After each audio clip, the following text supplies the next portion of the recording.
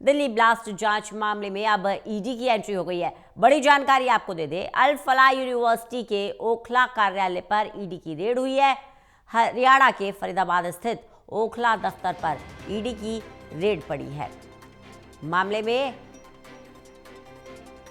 अधिक जानकारी मिलने की प्रतीक्षा की जा रही है। तो अब ईडी की भी एंट्री हो गई है दिल्ली ब्लास्ट मामले में। प्रवर्तन निदेशालय इस पूरे मामले की जांच में जुट गया है। विशाल हमारे साथ हमारे सहयोगी बने हुए हैं। विशाल, ईडी की एंट्री हो चुकी है दिल्ली ब्लास्ट मामले में। रंजना, बिल्कुल देखिए, जो दिल्ली आतंकी हमला था 10 नवंबर की शाम को लाल किले के पास जिस कार में विस्फोट किया गया, उस गाड़ी का जो चालक था उमर, वो उसी अल फलाह यूनिवर्सिटी में बतौर असिस्टेंट प्रोफेसर काम करता था, जिसमें अब जो है रेड चल रही है।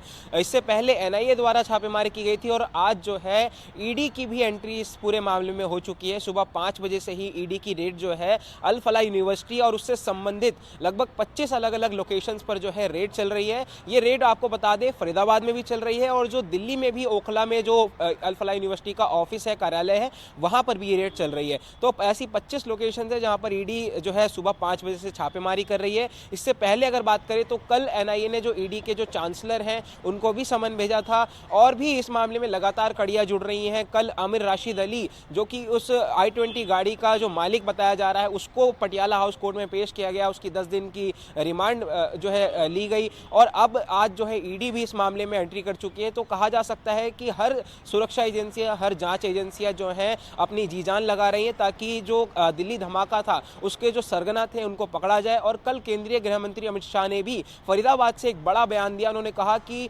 दिल्ली आतंकी हमले के आरोपी जो है अगर पाताल में भी छुपे होंगे उनको भी पकड़कर लाया जाएगा। तो कह सकते हैं कि सरकार पूरी तरह से यहाँ पर एक्टिव मोड में है ताकि जो आरोपी हैं दिल्ली आतंकी हमले को, उनको धर दबोचा जाए। बिल्कुल, ये जो अल फलाह यूनिवर्सिटी का ओखला कार्यालय है विशाल, इसमें क्या गड़बड़ियां पाई गई हैं या क्या शक की सुई इस पूरे कार्यालय पर घूम रही है जो ईडी इस मामले की जांच में लग गई है? देखिए, दरअसल ये जो छापेमारी है ये इस वजह से की जा रही है क्योंकि जब अल फलाह यूनिवर्सिटी का नाम सुर्खियों में आया, जब ये पता चला कि जो मोहम्मद उमर नबी था, जो i20 गाड़ी का चालक था जिसमें धमाके में उसकी मौत हो गई थी, उसका लिंक सीधे तौर पर इस यूनिवर्सिटी में था। और फिर जब इस यूनिवर्सिटी में जाँच की गई तो और भी आरोपी जो है, और भी संदिग्ध आरोपी इस यूनिवर्सिटी से हिरासत में लिए गए और जैसे जैसे गिरफ्तारियाँ हुई, इनको हिरासत में लिया गया, उनसे पूछताछ हुई तो और भी कड़ियाँ खुलती गई। तो इसलिए अब संदेह के बिना पर जो है 25 लोकेशंस को टारगेट किया गया है और ये भी हो सकता है कि आगे और भी लोकेशंस पर और भी लोगों को टारगेट किया जाए। और अब क्योंकि एनआईए और ईडी दोनों जो है अपने अपने तरीके से इस पूरे मामले में जांच कर रही है और जिस तरह से कल भी हमने देखा था कि फरीदाबाद प्रशासन की तरफ से इस यूनिवर्सिटी पर बुलडोजर की कार्रवाई जो है हो सकती थी क्योंकि ये कहा जा रहा है कि यूनिवर्सिटी ने जो है यूनिवर्सिटी विस्तार के नाम पर अवैध जमीन पर अतिक्रमण किया है। तो इसलिए वो भी अब जो है संदेह का निशाना बना हुआ है और जिस तरह से आज ईडी की रेड चल रही है और उम्मीद जताई जा रही है कि रेड में कुछ बड़ा खुलासा भी हो सकता है। बिल्कुल, रेड में कुछ बड़ा खुलासा भी हो सकता है। अभी मामले में ज़्यादा जानकारी नहीं दी जा रही है, कुछ इंपॉर्टेंट पॉइंट्स के लिए थोड़ा वेट और करना पड़ेगा। वहीं अल फलाह यूनिवर्सिटी की बात करें तो देखिए विशाल, बड़ा सवाल ये है कि ये यूनिवर्सिटी लंबे समय से चल रही है, नैक का भी इसे नोटिस आ गया है, ईडी भी इस पूरे मामले की जांच करने में जुट गया है, आतंकी वारदातों से तो इसके तार जुड़े ही हुए हैं। सवाल ये खड़ा है कि क्यों ये यूनिवर्सिटी पहले शक के घेरे में नहीं आई?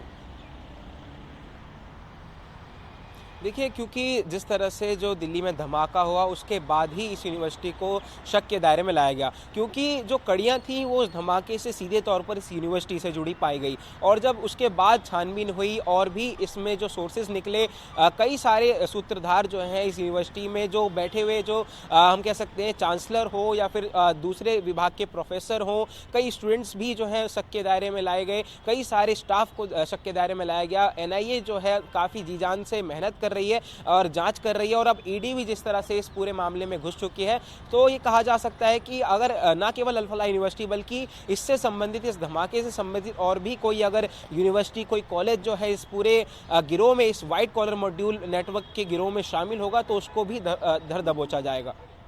चलिए, बहुत बहुत शुक्रिया विशाल हमारे साथ जुड़ने के लिए, इस तमाम जानकारी के लिए।